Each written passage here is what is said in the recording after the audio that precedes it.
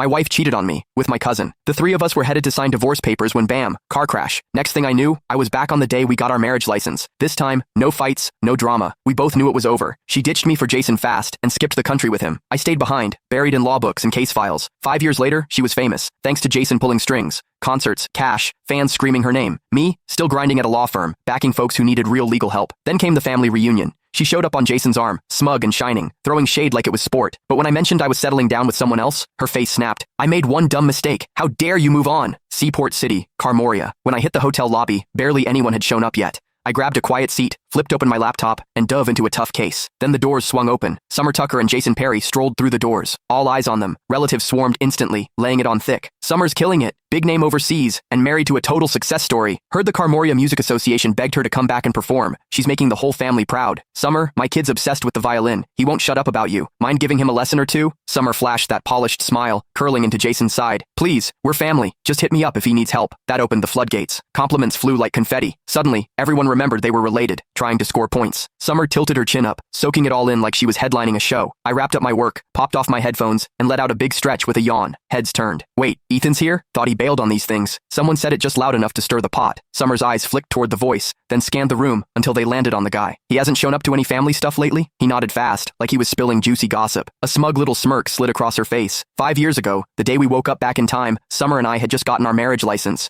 We were on our way to see our parents. Out of nowhere, she ditched me in front of everyone, ran straight into Jason's arms, and told him she loved him. Then she looked me dead in the eye and asked for a divorce. Said Jason was the one she really wanted. The whole family saw it go down. Most of them were here again today. Ethan's at Berevia Law, right? Dude's always buried in work. Never shows up to these things. Bet he's here for Summer. Maybe he still wants her back. That mess back then? Total humiliation. Summer's a star now, and Jason's her agent. Total power couple. Ethan trying to crawl back? Pathetic. The whispers kept going. Summer leaned into Jason, all smug. That's ancient history, she said, voice sweet. Jason's the one I really love. Silence. They looked so picture perfect. No one wanted to dig up the past. I barely glanced their way before flagging down a waiter. One coffee, no drama. I just wanted my parents to show up, say whatever they had to, and let me bounce. Jason didn't love that I was chilling. He strolled over, fake grin locked in place, voice dripping with sarcasm. Ethan, wow, didn't recognize you. You look beat. That job of yours eating you alive? Heads turned. Cue the peanut gallery. They jumped in like I was still 12. Ethan, you really should have picked a better job. Lawyers work nonstop and don't even make that much. Pushing 30 and still single? Embarrassing. No wonder you skip these get-togethers. Total disappointment. I locked eyes with Jason, then finally took a real look at him and Summer. Her hair was styled to perfection, wrapped in a plush cashmere coat, decked out in designer everything. She was practically sparkling with money. Jason had on a tailored suit, wedding ring shining. The way he carried himself, he looked like he stepped off the cover of a billionaire romance. No surprise people thought they were perfect. They nailed the look. I rubbed my temples and took a step back. Jason, you done? If so, back off. Your cheap cologne's killing my head.